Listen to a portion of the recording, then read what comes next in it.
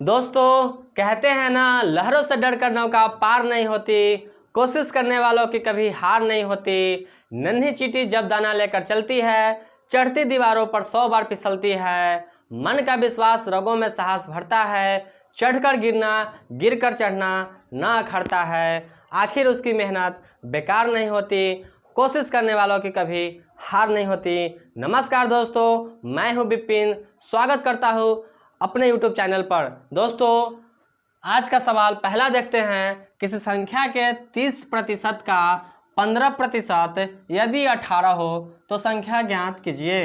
दोस्तों संख्या को मैंने x मान लिया, x का 30% का मतलब गुना 15% बराबर यही 18 है।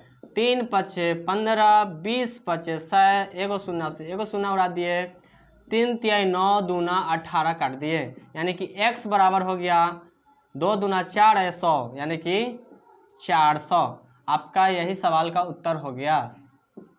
दोस्तों अब देखते हैं अगली क्वेश्चन की तरफ, क्वेश्चन नंबर 2। चलिए दोस्तों देखते हैं आज का सवाल नंबर 2। यदि किसी संख्या का 35% 63 हो तो संख्या ज्ञात कीजिए। 35% का वैल्यू 63 है, संख्या हमेशा 100% होती है, तो 100% का वैल्यू ज्ञात करनी है। 63 बटा 35 गुना 100, 7 पचे 35, 20 पचे 100, 7 नमा का 63, 9 दूना 18, यानी कि इस सवाल का सही उत्तर होगा 180। दोस्तों अब चलते हैं क्वेश्चन नंबर 3 की तरफ, जब तक इसको नोट कीजिए। क्वेश्चन नंबर 3 कह रही है, दो संख्याएं किसी तीसरी संख्या से क्रमशः 25% और 20% कम है, तो बताओ पहली संख्या दूसरी संख्या का कितना प्रतिशत है। तो चलिए दोस्तों इसको बनाते हैं हम लोग। पहले मान लेते हैं कि तीसरी संख्या होगी 100%, तीसरी संख्या होगी 100%, तो पहली और दूसरी संख्या कितनी होगी। तो पहली संख्या तीसरी से 25% कम है, 25% कम है यानी कि 75% है। दूसरी संख्या तीसरी से 20% कम है, यानी कि यह 80 है।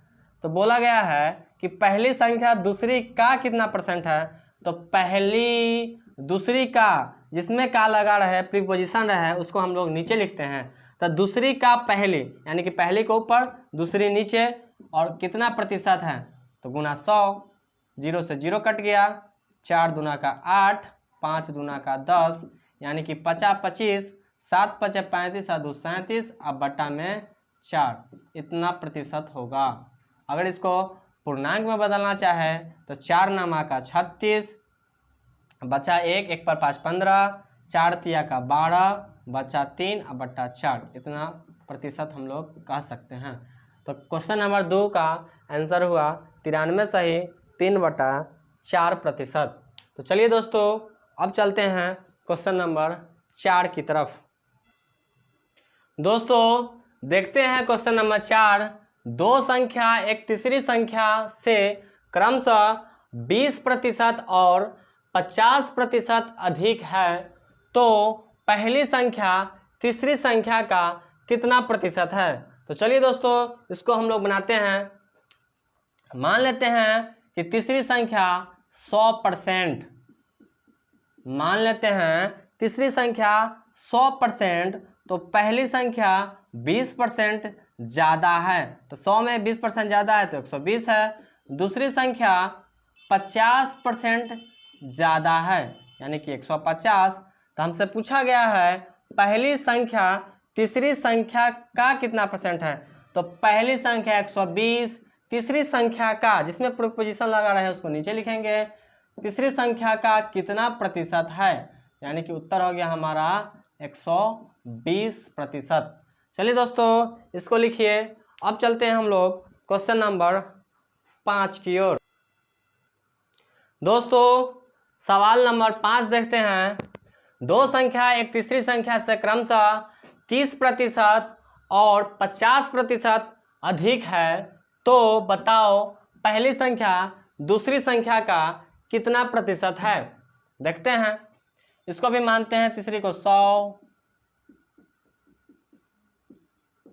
यहाँ पहली, यहाँ दूसरी, तीसरी से क्रमशः 30 ज्यादा है तो पहली हो गई 130,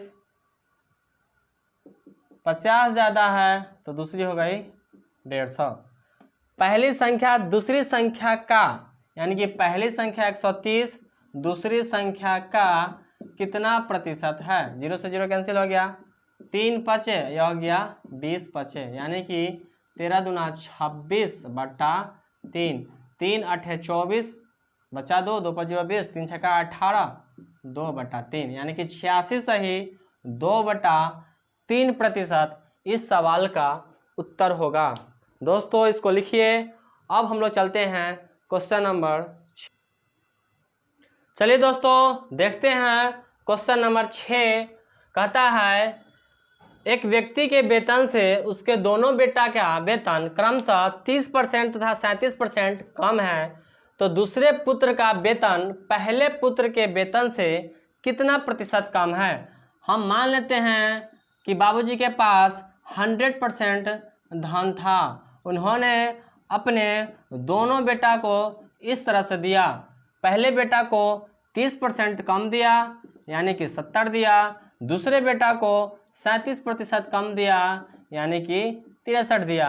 बोला गया है क्वेश्चन में कि पहले पुत्र के वेतन से कितना प्रतिशत कम है दूसरे पुत्र का वेतन। तो दूसरे पुत्र का वेतन दोस्तों यहाँ कितना कम दिखाई दे रहा है? पहले की अपेक्षा 7 कम है। तो किसमें कम है यार? 63 में नहीं, 70 में 7 कम है, यानी कि 70 में 7 कम है तो 100 में कितना? यानी कि 10% कम है दूसरे पुत्र का वेतन पहले पुत्र के वेतन से। चलिए इसको नोट कीजिए। अब चलते हैं सवाल नंबर 7 की। दोस्तों देखते हैं क्वेश्चन नंबर 7 क्या कहता है। दो संख्याओं का योग पहली संख्या का 28/25 है, तो बताओ दूसरी संख्या पहली संख्या का कितना प्रतिशत है? पहली संख्या 25 तो दो संख्याओं का योग हो गया 28। कैसे? पहली संख्या का, अगर यहाँ 25 पहली संख्या ले लेते हैं तो दो संख्याओं का योग कितना होगा? 28। पहली संख्या जब 25 है तो यह 25, तो दूसरी संख्या कितनी होगी? 3, तब तो बनेगी 28 ना। तो बोला है कि दूसरी संख्या पहली संख्या का कितना परसेंट है? तो दूसरी संख्या है 3, पहली संख्या का कितना प्रतिशत है? 25 चौका 100, 4 तिया 12% है, और यही सवाल का उत्तर होगा। चलिए दोस्तों इसको नोट कीजिए। अब चलते हैं क्वेश्चन नंबर 8 की। क्वेश्चन नंबर 8 देखते हैं। एक स्कूल में 1200 विद्यार्थी है जिसमें लड़कियां 660 है, तो लड़कों का प्रतिशत कितना है? चलिए दोस्तों देखते हैं इसको। 1200 पूरा स्कूल में बच्चा है जिसमें कुछ लड़का होगा और कुछ लड़की होगी। लड़की की संख्या 660 है, यानी कि 1200 में से 600 घटा लिए तो 600, उसमें से फिर 60 घटाए तो 40, यानी कि हो जाएगी 540। 540 हो गया लड़का। तो हमसे पूछा है कि लड़कों का प्रतिशत कितना होगा। तब 540 लड़का है सर जी 1200 में, तो 100 में कितना? यहाँ से निकल जाएगी लड़कों का प्रतिशत। 12 से भाग देंगे तो 12 चौका 48, बचेगा 6 पर 0 60, 12 पचे 60, यानी कि 45% लड़कों की संख्या होगी, और यही सवाल का उत्तर होगा। अब चलते हैं क्वेश्चन नंबर। दोस्तों तो आज का लास्ट सवाल क्वेश्चन नंबर 9 को देखते हैं हम लोग। स्कूल में कुल छात्र का 60% लड़का है।